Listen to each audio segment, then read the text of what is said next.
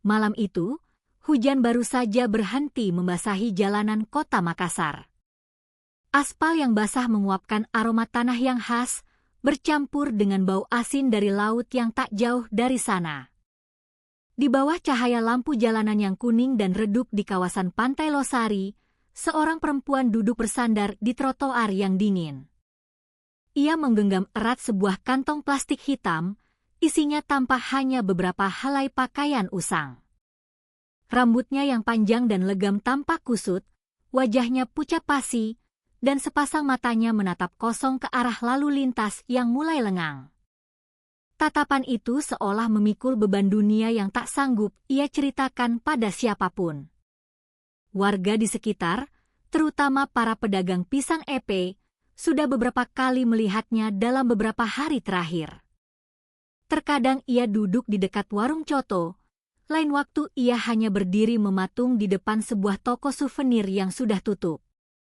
Tak seorang pun tahu siapa namanya, dari mana ia datang, atau apa yang sedang ditunggunya di kota Daeng ini.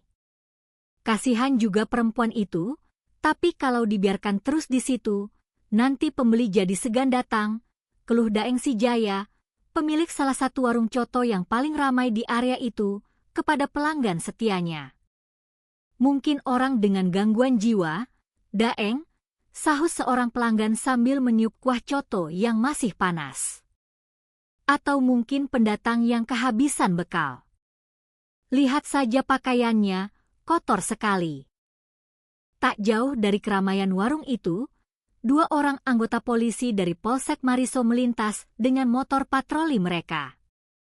Salah satunya, Bribka Irsan, dikenal di kalangan warga sebagai polisi yang tegas, bahkan cenderung galak. Ia tak segan membentak para pedagang kaki lima yang berjualan melebihi batas yang ditentukan, terkadang dengan suara keras yang membuat orang-orang menyingkir. Lihat itu. Perempuan itu lagi yang duduk di trotoar, kata Irsan sambil menepuk bahu rekannya, Aibda Daeng Situju, yang lebih senior dan lebih tenang. Iya, sudah beberapa malam ini dia di sana, San. Biarkan sajalah.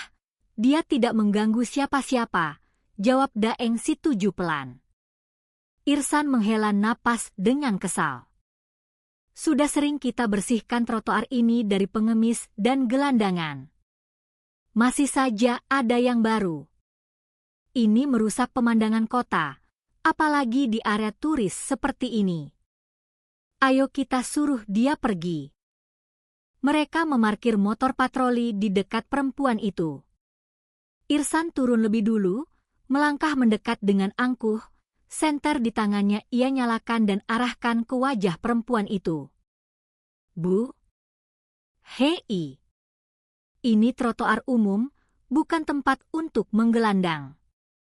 Tidak boleh duduk-duduk di sini, suaranya terdengar tegas, nyaris membentak. Perempuan itu tidak menjawab.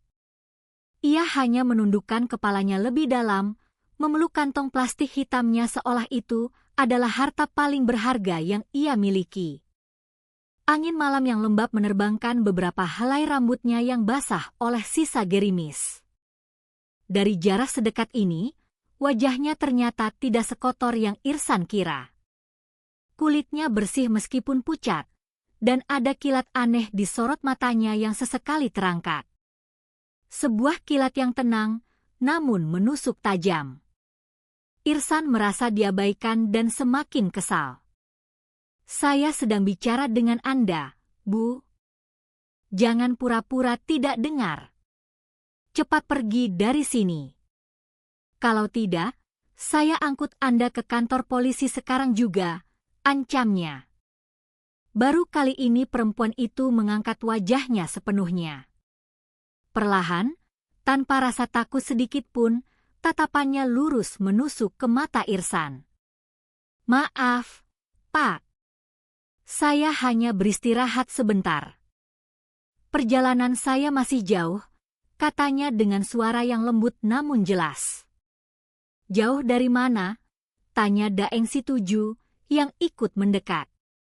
Suaranya lebih manusiawi. Perempuan itu tersenyum tipis, Sebuah senyuman samar yang terasa janggal di wajahnya yang lelah. Dari tempat yang mungkin Bapak tidak ingin tahu. Irsan mendengus kasar. Jawaban macam apa itu? Sudah, tidak usah banyak alasan. Ini wilayah kota, bukan tempat untuk orang seperti Anda.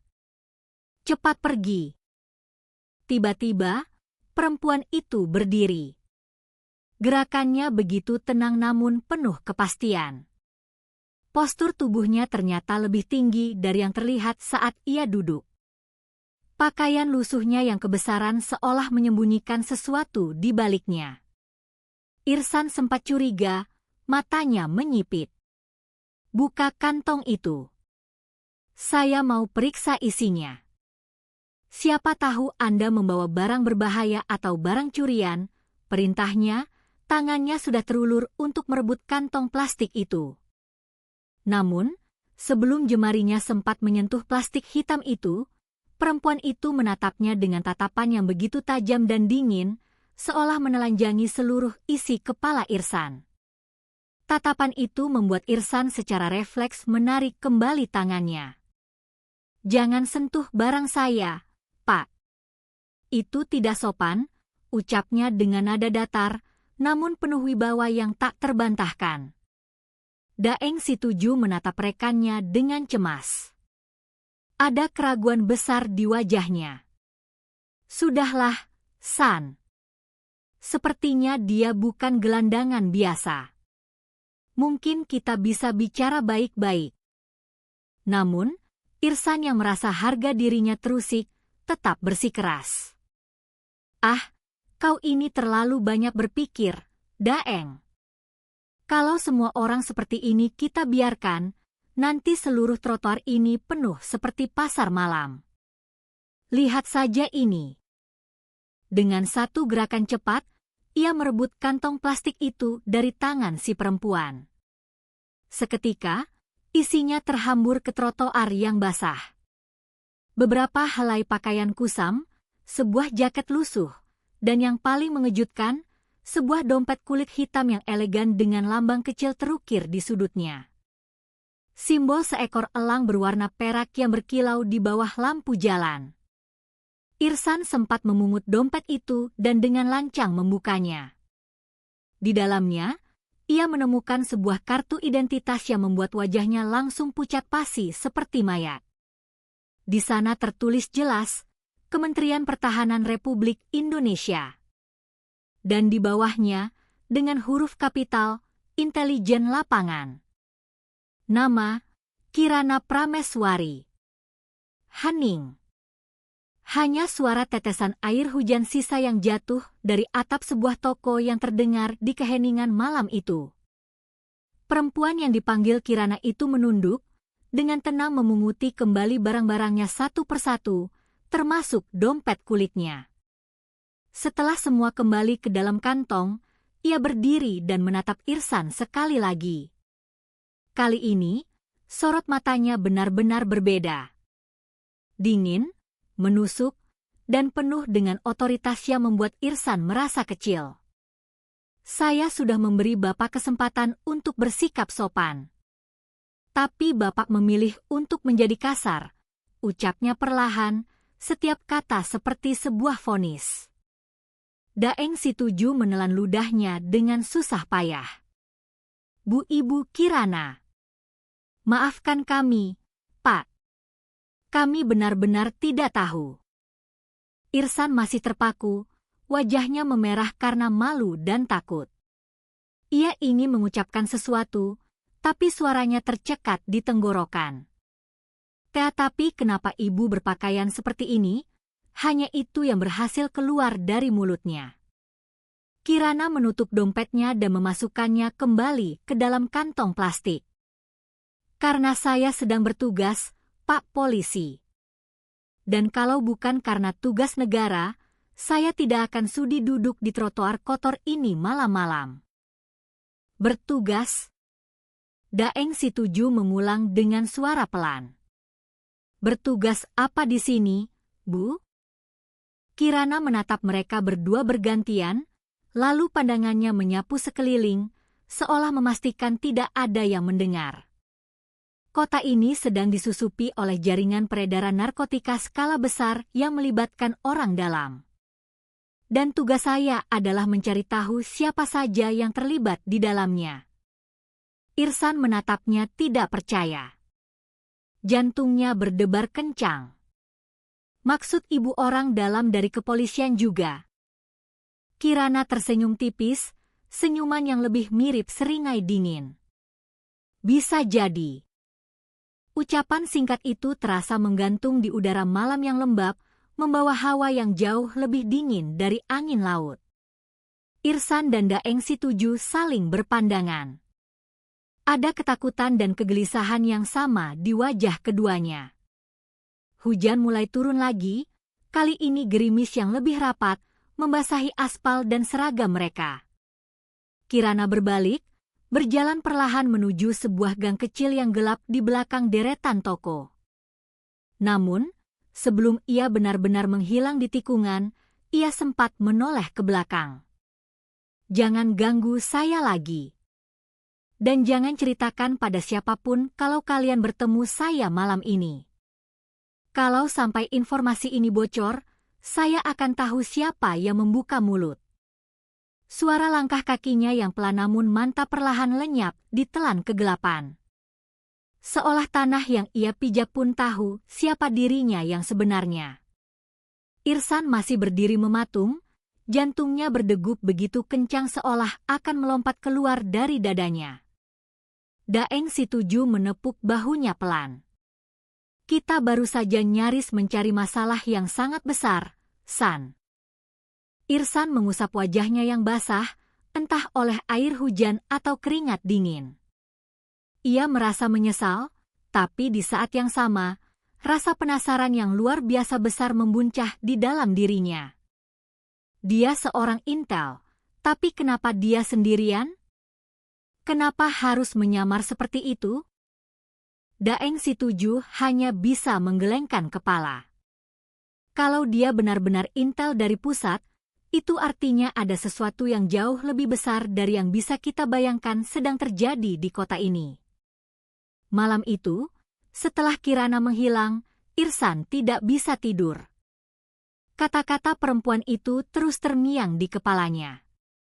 Bisa jadi orang dalam. Siapa yang ia maksud? Dan kenapa harus di Makassar? Kota yang selama ini ia anggap relatif tenang. Keesokan harinya, kabar burung tentang gelandangan misterius yang ternyata bukan orang biasa mulai menyebar secara bisik-bisik di antara para polisi di polsek. Tapi tak ada yang tahu detailnya. Semua hanya menerka-nerka. Namun, bagi Irsan, kisah itu belum berakhir. Jauh di dalam hatinya, ia merasa ada sesuatu yang tidak beres. Sejak pertemuan malam itu, ia mulai memperhatikan wajah-wajah rekan kerjanya dengan lebih saksama. Beberapa dari mereka tampak gelisah tanpa sebab yang jelas. Dan beberapa hari kemudian, saat ia membuka lokernya untuk mengambil jaket, ia menemukan sesuatu yang membuatnya merinding. Secari kertas terlipat rapi, tanpa nama pengirim, hanya bertuliskan beberapa kata dengan tinta hitam. Berhenti mencari tahu kalau kamu masih ingin hidup tenang. Irsan menggenggam kertas itu erat-erat hingga remuk. Dia tahu, sejak malam ia bertemu perempuan itu di trotoar, hidupnya tidak akan pernah sama lagi. 3 hari telah berlalu sejak malam yang mengubah segalanya itu, namun suasana di Polsek Mariso terasa berbeda. Biasanya, pagi hari diwarnai oleh suara canda tawa para anggota, aroma kopi Toraja yang kental, dan derit kursi kayu yang sudah tua. Kini, semua terasa lebih senyap, seolah ada beban tak kasat mata yang menekan udara di setiap ruangan. Bribka Irsan duduk di ruang administrasi, tatapannya kosong, memandangi secari kertas misterius yang ia temukan di lokernya. Tulisan tangannya rapi dan tegas, tapi jelas dibuat dengan terburu-buru. berhenti mencari tahu kalau kamu masih ingin hidup tenang. Ia sudah mencoba bertanya pada petugas piket malam siapa saja yang mendekati area loker. Tapi semua mengaku tidak melihat orang yang mencurigakan. Kertas itu seolah muncul dari udara tipis, sebuah pesan dari hantu. Sambil memegang kertas itu, pikiran Irsan kembali melayang pada sosok perempuan bernama Kirana Prameswari. Tatapan matanya yang tajam, cara bicaranya yang berwibawa, dan simbol elang perak di kartu identitasnya seolah menuntut sebuah jawaban darinya. "Wuk, dari tadi melamun saja. Kopimu itu sudah dingin?" Suara Aibda Daeng si tujuh membuyarkan lamunannya. Irsan mendongak, wajahnya tampak lelah. "Daeng, kau ingat perempuan malam itu?" Daeng si tujuh langsung menatap sekeliling dengan waspada sebelum menarik kursi dan duduk di hadapan Irsan. "Ingat sekali." "Kenapa memangnya?" "Aku tidak bisa berhenti memikirkannya. Dan kertas ini muncul di lokerku kemarin. Aku rasa ada hubungannya," kata Irsan sambil menyodorkan kertas yang sudah lecek itu. Daeng si tujuh membacanya, keningnya berkerut dalam. "Kau yakin? Jangan-jangan ini hanya kerjaan iseng anak-anak piket yang tidak suka dengan gayamu." Irsan menggeleng pelan. "Tidak mungkin. Tulisan ini bukan tulisan orang iseng, terlalu terkontrol. Dan aku yakin ada seseorang yang ingin aku berhenti mencari tahu sesuatu." Daeng si tujuh menatapnya lama, matanya menyelidik. "Itu artinya kau sudah mulai mencari tahu." Irsan tersenyum tipis, senyum yang getir. "Sedikit. Aku bertanya ke bagian reserse. Apa ada operasi intelijen gabungan yang sedang berjalan di wilayah kita? Mereka semua bilang tidak ada informasi. Lalu aku coba iseng mencari nama Kirana Prameswari di basis data Kepolisian Nasional. Hasilnya nihil. Nama itu tidak tercatat sama sekali." "Serius kau?" Daeng si tujuh mematung. Padahal dia menunjukkan kartu identitas resmi dari Kementerian Pertahanan. "Itu dia," sambung Irsan. "Artinya dia bukan dari kepolisian. Dia dari lembaga di atas kita." Keduanya terdiam. Kata, di atasnya, dalam dunia mereka bisa berarti banyak hal, termasuk instansi yang bahkan seorang polisi pun tidak berhak bertanya macam-macam. Malamnya, setelah jam piket berakhir, Irsan memutuskan untuk kembali ke lokasi tempat mereka bertemu Kirana. Trotoar di depan toko souvenir itu kini kosong. Tapi matanya yang jeli menangkap sesuatu yang baru di dinding toko tua di sebelahnya. Ada bekas coretan kapur yang seperti baru saja dihapus, namun masih menyisakan jejak samar. Irsan menyorotnya dengan senter dari ponselnya. Hanya satu kata yang masih terbaca, jaringan. Di bawah tulisan itu, ada gambar panah kecil yang hampir tak terlihat, menuju ke arah gang sempit di belakang pasar terong. Irsan menelan ludah. Ia tahu ini bisa jadi sebuah jebakan, tapi rasa penasarannya jauh lebih besar daripada rasa takutnya. Ia melangkah hati-hati memasuki gang itu. Bau amis dari selokan dan suara decit tikus menyambutnya. Di ujung gang, ada sebuah pintu besi kecil yang sudah berkarat. Tertutup, tapi tidak terkunci. Ia mendorongnya pelan. Di dalamnya gelap gulita. Hanya ada cahaya samar dari sebuah lampu neon rusak yang berkedip-kedip di langit-langit. Ruangan itu sempit, sepertinya bekas gudang, tapi di tengahnya ada sebuah meja kayu dengan beberapa dokumen berserakan. Salah satu map berwarna biru muda menarik perhatiannya. Bertuliskan, distribusi barang wilayah Makassar. Irsan membukanya dengan tangan sedikit gemetar. Di dalamnya ada daftar nama, nomor telepon, dan jadwal pengiriman yang terlihat sangat aneh. Barang-barang itu diberi kode seperti kapsul 57 dan serbuk 4B. Ia mungkin bukan detektif reserse, tapi ia tahu kode-kode seperti itu bukan untuk barang legal. Narkotika. Jantungnya berdegup semakin kencang. Ia menyadari sesuatu yang mengerikan. Wilayah yang selama ini ia jaga dengan patroli rutin ternyata sedang dijadikan jalur distribusi besar-besaran. Tiba-tiba, ia mendengar suara langkah kaki di luar. 1, 2, 3 langkah yang berat dan teratur. Irsan segera mematikan senter ponselnya dan bersembunyi di balik tumpukan karung goni yang berbau apek. Pintu terbuka pelan. Suara seorang laki-laki terdengar rendah tapi jelas. Katanya filenya sudah diambil. Siapa yang buka gudang ini tadi pagi? Kurirnya. Tapi katanya barang belum diserahkan ke orang atas. Mungkin besok baru diantar, jawab suara lain. Irsan menahan napas. Suara pertama itu ia sangat mengenalnya. Itu suara salah satu rekannya sendiri di Polsek, Bribtu Guntur, anggota bagian logistik yang baru dipindahkan ke Mariso sebulan yang lalu. Kalau sampai bocor bagaimana? Tanya suara kedua. Tenang saja. Orang-orang di polsek ini semua sudah dikondisikan. Aman. Kecuali mungkin si Irsan itu. Dia kelihatannya agak kepo belakangan ini, jawab Guntur dengan nada santai yang membuat darah Irsan mendidih. Irsan mengepalkan tangannya di balik tumpukan karung, menahan amarah dan keterkejutan. Jadi benar. Ada orang dalam, dan namanya baru saja disebut. Kalau dia mulai cari-cari masalah, kasih peringatan saja dulu.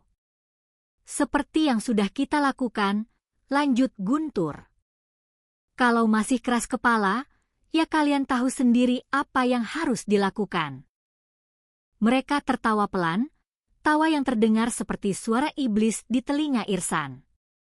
Setelah beberapa menit, langkah-langkah itu menjauh. Pintu menutup kembali. Irsan menunggu sampai suasana benar-benar sepi sebelum keluar dari persembunyiannya. Ia menatap map di tangannya, lalu dengan cepat memasukkannya ke dalam jaketnya. Malam itu, ia tidak langsung pulang. Ia duduk di sebuah bangku di Taman Macan, mencoba menenangkan pikirannya yang kalut. Saat itulah, seseorang datang dari arah gelap dan duduk di bangku di seberangnya. Saya sudah menduga kamu akan datang ke sana, suara lembut itu menyapanya. Irsan menoleh dengan cepat. Kirana. Masih dengan pakaian lusuh yang sama, tapi kali ini rambutnya terikat rapi ke belakang dan matanya tampak lebih waspada dari sebelumnya. Bu Kirana, Irsan menatapnya kaget. Anda tahu saya akan ke sana? Kirana mengangguk kecil. Karena itu jebakan. Tapi saya juga tahu kamu cukup cerdas untuk tidak langsung keluar saat mendengar suara. Irsan menarik napas panjang, mencoba meredakan detak jantungnya. Jadi memang benar. Jaringan narkoba. Ya.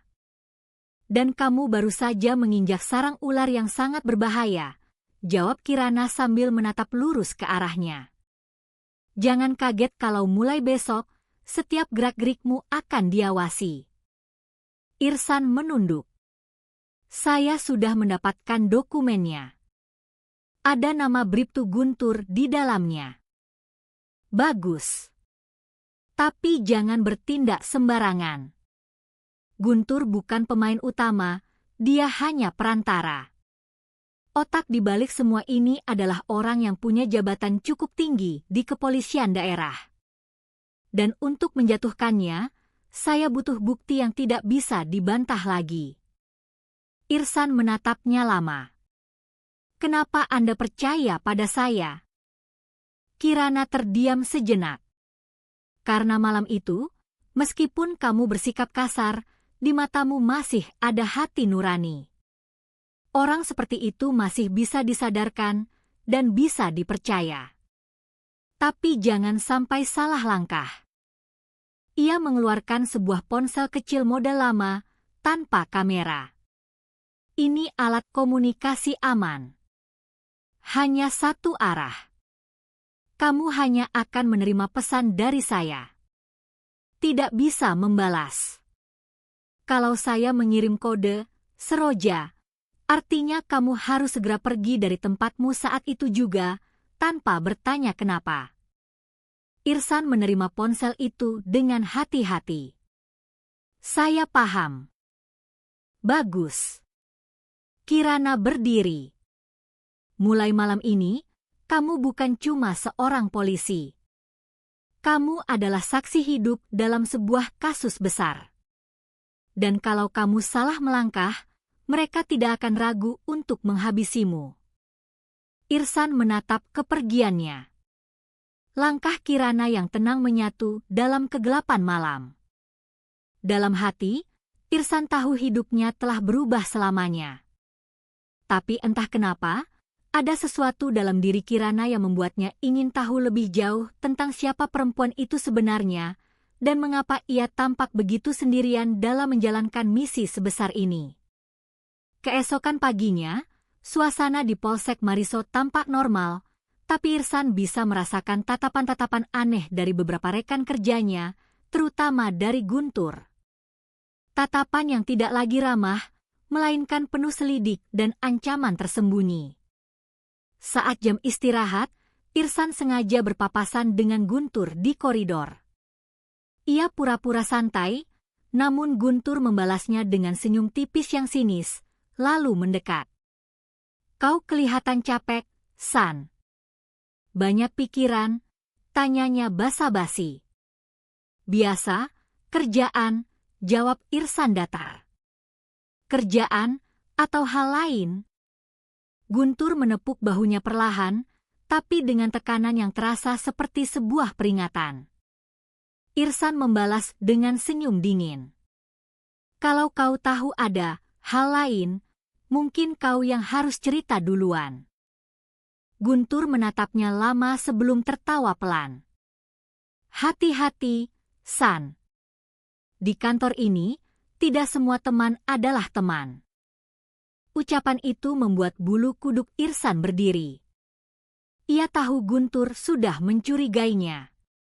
Malamnya, saat ia hendak bersiap-siap pulang, tiba-tiba ponsel kecil dari Kirana bergetar hebat di sakunya. Layar hitamnya menyala, menampilkan satu kata, Seroj. Tanpa berpikir dua kali, Irsan langsung bangkit, meninggalkan barang-barangnya, menyambar kunci motornya dan berlari keluar dari kompleks polsek tanpa menoleh ke belakang. Ia belum tahu apa yang terjadi, tapi peringatan Kirana begitu jelas. Sekitar 5 menit kemudian, saat ia melintas di jalan raya yang tak jauh dari kantornya, terdengar suara ledakan dahsyat dari arah Polsek Mariso. Api membubung tinggi ke langit malam. Sirene mulai meraung dari kejauhan. Irsan menghentikan motornya di tepi jalan, menatap ke arah kobaran api itu dengan tubuh gemetar. Ya Tuhan, kalau aku tadi tidak pergi.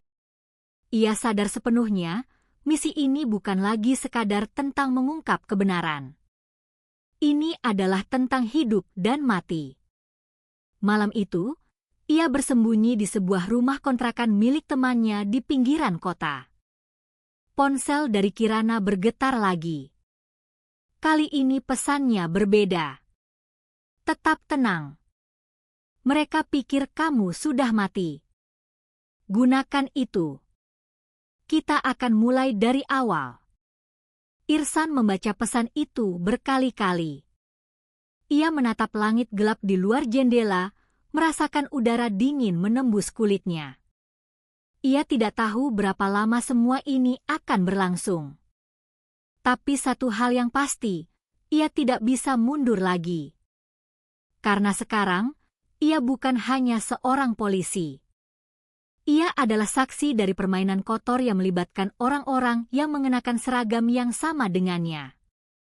Dan satu-satunya orang yang bisa ia percaya adalah perempuan yang dulu ia kira hanyalah seorang gelandangan di tepi jalan. Ledakan di Polsek Mariso menjadi berita utama keesokan paginya. Media lokal memberitakannya sebagai korsleting listrik yang menyebabkan kebakaran hebat di ruang arsip.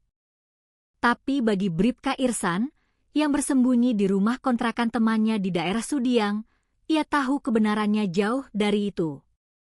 Itu bukan kecelakaan. Itu adalah pesan pembunuhan yang gagal.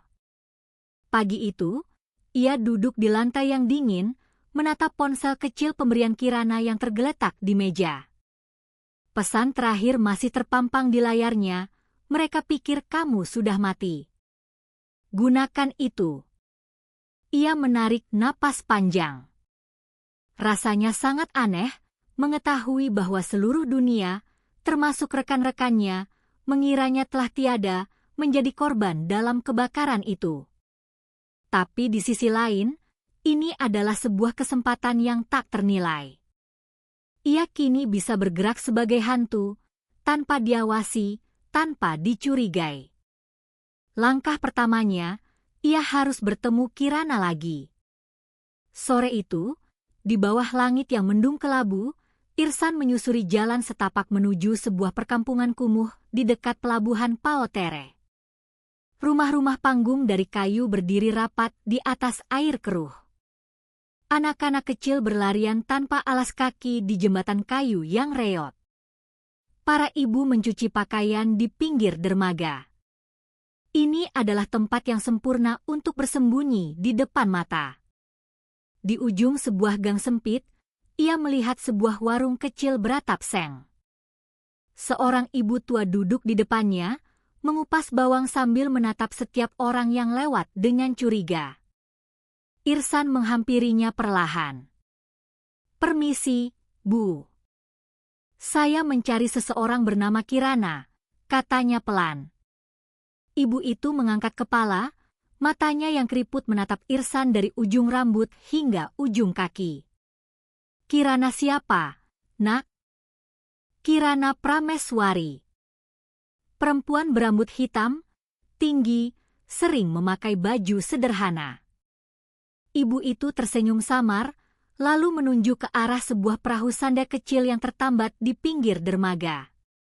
"Kalau mau bertemu dia, tunggu saja maghrib nanti. Dia sering datang ke sini, membantu anak-anak mengaji dan membagikan makanan." Irsan mengangguk berterima kasih lalu duduk di sebuah bangku bambu di dekat warung itu, memesan segelas teh hangat untuk menyamarkan penantiannya. Waktu berjalan begitu lambat. Matahari akhirnya tenggelam di ufuk barat, meninggalkan semburat jingga di langit. Suara azan maghrib berkumandang dari sebuah masjid kecil di seberang. Dan benar saja, beberapa menit kemudian, sesosok perempuan berkerudung hitam muncul, berjalan di atas jembatan kayu, membawa 2 kantong plastik besar. Langkahnya mantap, tapi wajahnya terlihat sangat letih. Kirana. Ia membagikan nasi bungkus kepada anak-anak yang langsung mengerubunginya. Mereka memanggilnya Bu Guru dengan penuh hormat. Irsan memperhatikannya dari jauh. Sisi Kirana yang ini benar-benar berbeda dari agen intelijen dingin yang ia kenal. Baru setelah suasana mulai sepi, ia memberanikan diri mendekat. "Bu Kirana," panggilnya pelan. Kirana menoleh cepat, namun tidak tampak kaget. "Saya tahu kamu akan datang. Duduklah." Mereka duduk di bangku bambu, hanya diterangi oleh satu bola lampu kuning dari warung. Angin laut meniup ujung kerudungnya. Jadi benar. Polsek itu sengaja diledakkan, kata Irsan memulai pembicaraan. Kirana menatap kosong ke arah perahu-perahu nelayan. Ya. Guntur dan kelompoknya ingin menghapus semua bukti. Mereka tahu dokumen dari gudang itu sudah berpindah tangan, tapi mereka belum tahu siapa yang membawanya. Dan mereka mengira saya tewas di dalam, tambah Irsan. Itu keuntungan kita, jawab Kirana cepat. Sekarang kamu bisa bergerak tanpa dicurigai. Tapi kamu harus sangat berhati-hati. Mereka tidak akan berhenti sampai di sini. Irsan menghela napas. Saya siap membantu, Bu. Tapi saya perlu tahu, siapa mereka sebenarnya? Siapa dalang di baliknya? Kirana menatapnya dalam-dalam, seolah mengukur kesiapan mentalnya. Kamu yakin siap mendengarnya? Irsan mengangguk mantap. Kirana membuka tas kainnya, mengeluarkan sebuah map tebal berisi foto-foto dan catatan tulisan tangan. Ia meletakkannya di atas meja bambu di antara mereka. Ini adalah jaringan yang saya kejar selama 3 tahun terakhir. Awalnya hanya sindikat narkoba lintas provinsi. Tapi belakangan, saya menemukan bukti bahwa beberapa oknum polisi dan pejabat daerah terlibat langsung. Mereka melindungi jalur distribusi, bahkan terkadang ikut dalam transaksi. Ia menunjuk satu foto. Seorang pria paruh baya berpakaian rapi dengan senyum lebar, sedang berfoto dalam sebuah acara resmi. Ini Kompol Basri, kepala bagian logistik Polda setempat. Semua pengiriman barang haram itu lewat restu dan tangannya. Irsan tertegun. Saya kenal dia. Dia pernah datang melakukan inspeksi ke Polsek Mariso. Ya. Dan Guntur adalah anak buah kepercayaannya, lanjut Kirana. Mereka menggunakan jalur distribusi barang sitaan sebagai kamuflase. Barang bukti narkoba yang seharusnya dimusnahkan, justru mereka jual kembali lewat jalur gelap. Irsan memejamkan matanya. Jadi ini sudah menjadi sebuah sistem yang mengakar. Sistemik. Betul. Dan tugas saya adalah mengumpulkan bukti sampai ke akarnya. Tapi saya kehilangan tim saya 2 bulan lalu dalam operasi terakhir. Semuanya dibersihkan. Suara Kirana bergetar sejenak. Irsan menatapnya dengan serius. Jadi sekarang hanya ibu sendiri. Kirana mengangguk. Dan sekarang ada kamu. Keheningan menyelimuti mereka. Suara debur ombak kecil di bawah rumah panggung terdengar menenangkan, tapi di baliknya ada ketegangan yang sulit dijelaskan. Irsan sadar, hidupnya tidak akan pernah bisa kembali seperti semula. Ia sekarang adalah bagian dari permainan yang jauh lebih besar dan mematikan. Beberapa hari berikutnya, Irsan dan Kirana bekerja dalam senyap. Mereka menyusun rencana untuk membongkar jaringan itu dari dalam. Kirana ternyata memiliki koneksi dengan seorang jurnalis investigasi bernama Soraya yang bekerja untuk media nasional di Jakarta. Rencananya, semua data akan diserahkan kepada Soraya begitu bukti terakhir didapatkan. Namun, untuk mendapatkan bukti pamungkas itu, mereka harus masuk ke gudang pusat pengiriman barang di kawasan industri, tempat Kompol Basri biasa datang untuk mengawasi transaksi besar. Irsan sudah hafal lokasi itu. Sebuah gudang besar dengan logo Suka Translogistik di depannya. Tapi pada malam-malam tertentu, truk-truk besar datang dan pergi tanpa catatan resmi. Kamu tahu jalur belakangnya? Tanya Kirana saat mereka merencanakan di sebuah rumah aman. Ada pintu kecil di sisi utara, biasanya dipakai petugas kebersihan. Kita bisa masuk lewat sana, jawab Irsan. Bagus.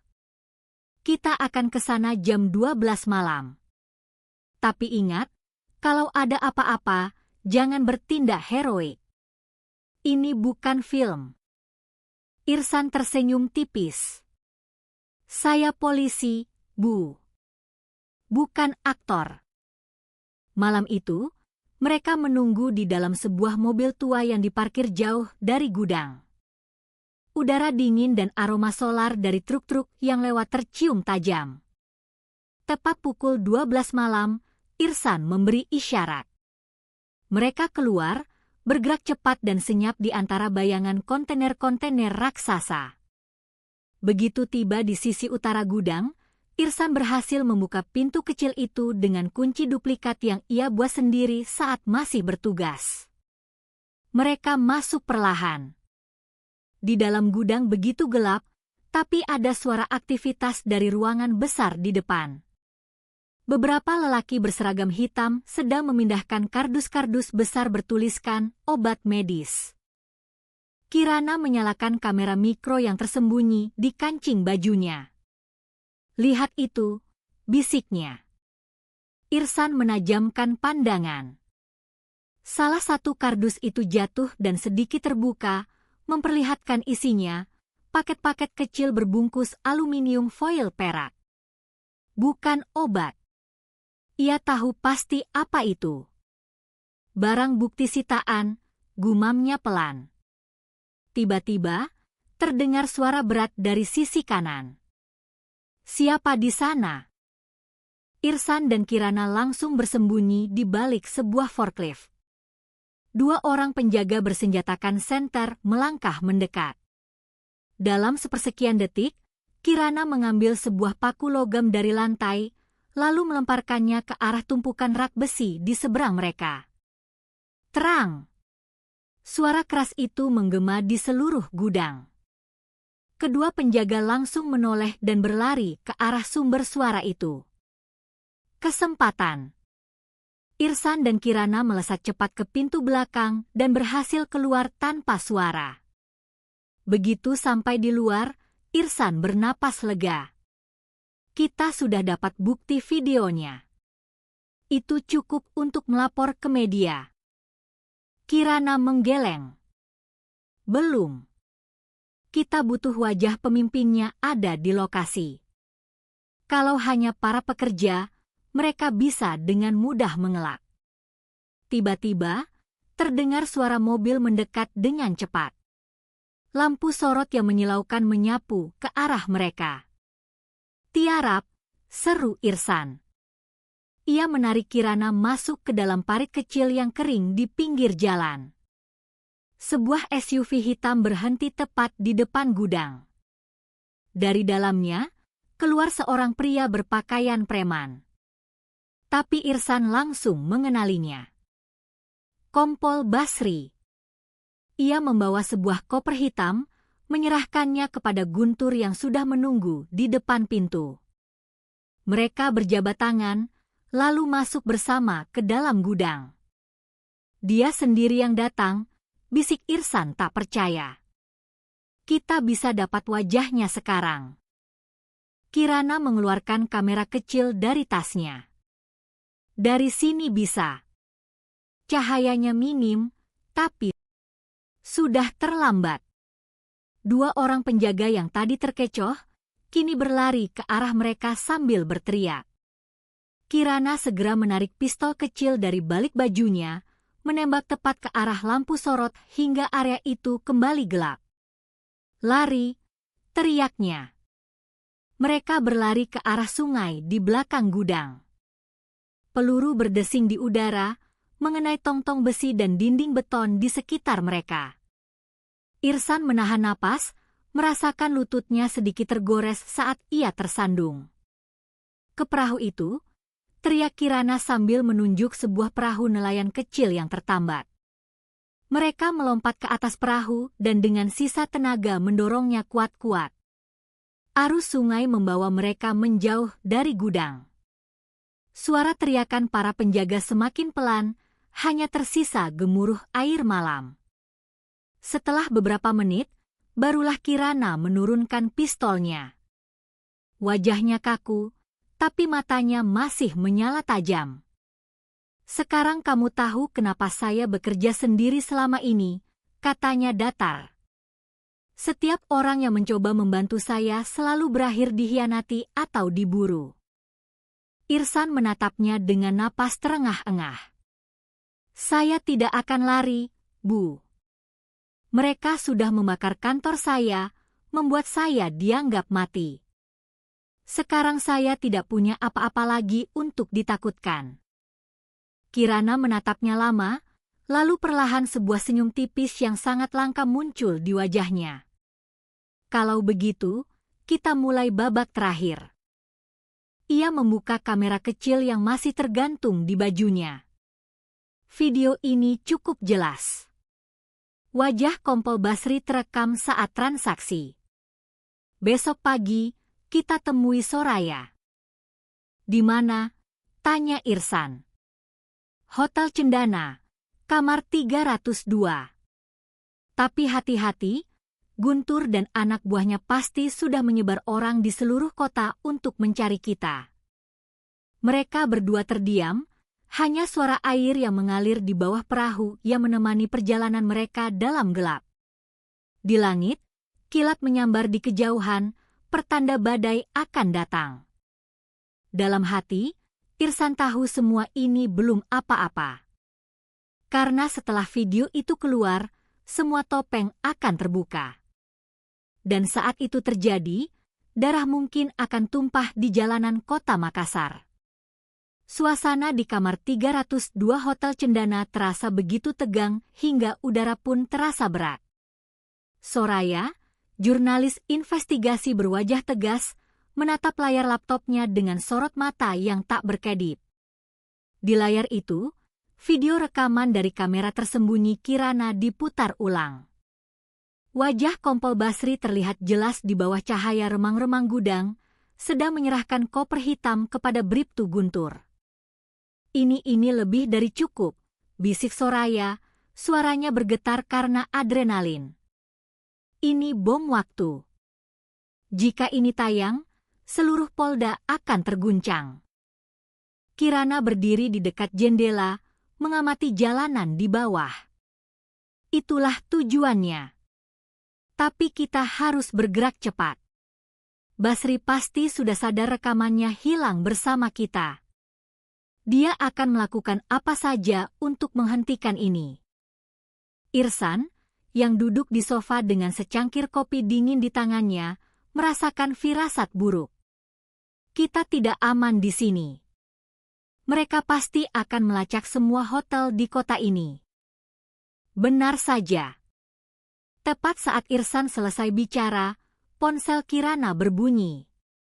Bukan ponsel aman, melainkan ponsel biasa yang ia gunakan untuk komunikasi darurat. Nomor tidak dikenal. Kirana menjawabnya dengan mode speaker. Halo, Kirana Prameswari, suara berat dan dingin di seberang sana terdengar. Suara Kompol Basri. Saya tahu kamu di mana.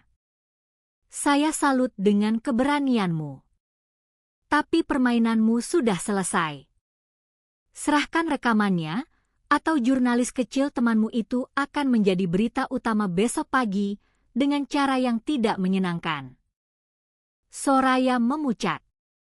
Kirana tetap tenang. Ancamanmu tidak berguna, Basri. Rekaman ini sudah punya salinannya di tempat aman. Kalau terjadi apa-apa pada kami, video ini akan otomatis terkirim ke markas besar di Jakarta dan ke seluruh redaksi media nasional. Terdengar tawa sinis dari seberang. Kau pikir aku bodoh? Aku tahu kau bekerja sendirian. Tidak ada markas besar yang menunggumu. Sekarang lihat keluar jendela. Kirana memberi isyarat agar yang lain menunduk. Ia mengintip dari balik tirai. Di seberang jalan, beberapa mobil hitam tanpa plat nomor sudah terparkir. Orang-orang berbadan tegap terlihat berjaga di setiap sudut.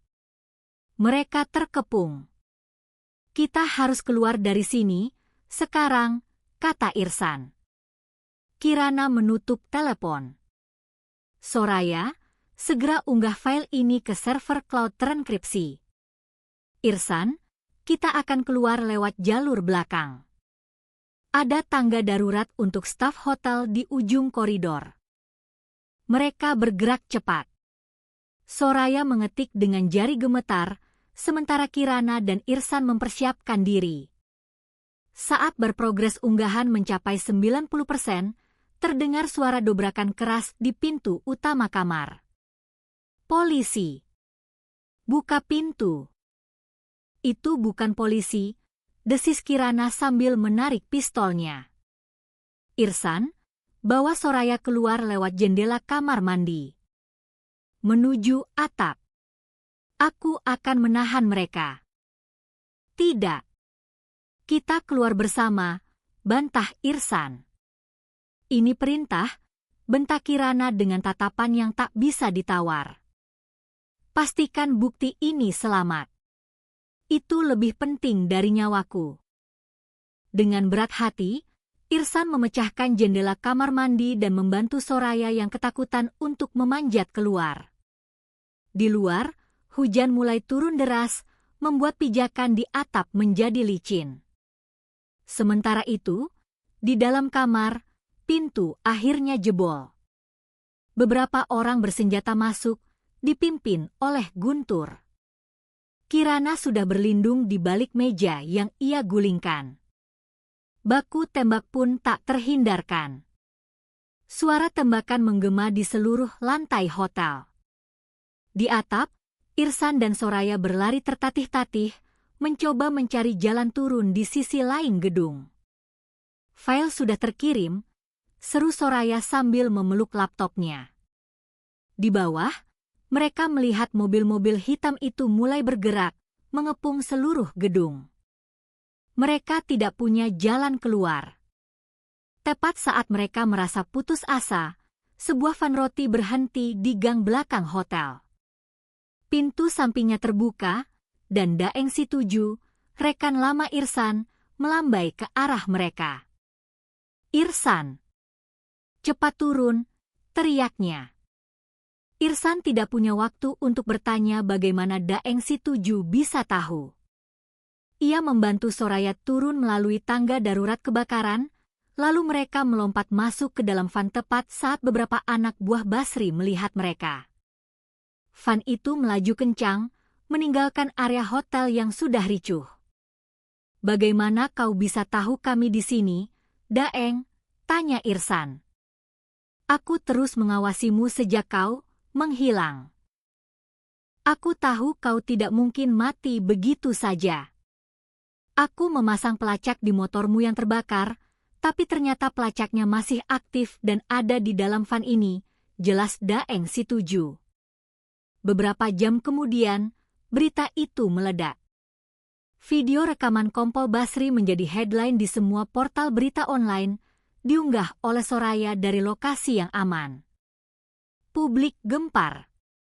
Markas Besar Polri di Jakarta langsung bereaksi, mengirimkan tim khusus dari Propam dan Bareskrim untuk mengambil alih kasus. Penangkapan terjadi subuh itu juga. Kompol Basri ditangkap di rumahnya saat hendak melarikan diri. Bribtu Guntur dan seluruh jaringannya digulung tanpa perlawanan berarti. Bukti digital itu tak terbantahkan. Di tengah kekacauan itu, Irsan mendapat kabar tentang Kirana. Ia ditemukan oleh tim khusus di dalam kamar hotel, terluka parah namun masih hidup. Ia berhasil menahan anak buah Guntur cukup lama hingga bantuan datang. Seminggu kemudian, suasana kota Makassar perlahan kembali normal, meskipun skandal besar itu masih menjadi perbincangan hangat. Irsan dipulihkan nama baiknya. Ia ditawari promosi dan posisi baru di unit lain, tapi ia menolaknya. Pengalaman itu telah mengubahnya. Sebelum Kirana dipindahkan ke Jakarta untuk perawatan lebih lanjut, Irsan menemuinya di rumah sakit. Perempuan itu terbaring dengan beberapa perban, tapi matanya masih setajam dulu. Terima kasih, Bu, hanya itu yang bisa Irsan katakan. Kirana tersenyum tipis. Kamulah yang harus berterima kasih pada dirimu sendiri, Irsan. Kamu memilih jalan yang benar, meskipun itu hampir merenggut nyawamu. tidak banyak orang yang punya keberanian seperti itu. Apa yang akan ibu lakukan setelah ini? Beristirahat sejenak. Lalu kembali bertugas. Masih banyak, Basri, lain di luar sana, jawabnya. Mereka terdiam sejenak. Di luar jendela, langit Makassar tampak cerah. Jaga dirimu baik-baik, Bribka Irsan, kata Kirana sebelum Irsan pamit. Tetaplah menjadi polisi yang punya hati nurani. Irsan mengangguk. Ia melangkah keluar dari ruangan itu, meninggalkan sosok perempuan misterius yang telah menyeretnya ke dalam misi paling berbahaya dalam hidupnya, namun juga telah mengingatkannya kembali pada alasan mengapa ia pertama kali mengenakan seragam itu. Beberapa minggu kemudian, sore hari di Polsek Mariso yang sudah direnovasi, Irsan terlihat berbeda. Ia lebih banyak tersenyum, lebih sabar, dan memperlakukan setiap warga dengan hormat. Ia sering turun ke jalan, bukan untuk membentak, tapi untuk mendengarkan. Kisah tentang penyamaran seorang agen intelijen dan keterlibatannya dalam membongkar sindikat besar menjadi legenda di kalangan kepolisian setempat. Sebuah pengingat bahwa di balik seragam yang sama, ada pilihan antara menjadi penindas atau pelindung. Dan di suatu tempat yang jauh, Kirana membaca laporan tentang perubahan sikap Bribka Irsan. Ia tersenyum kecil, lalu menutup laporannya. Terkadang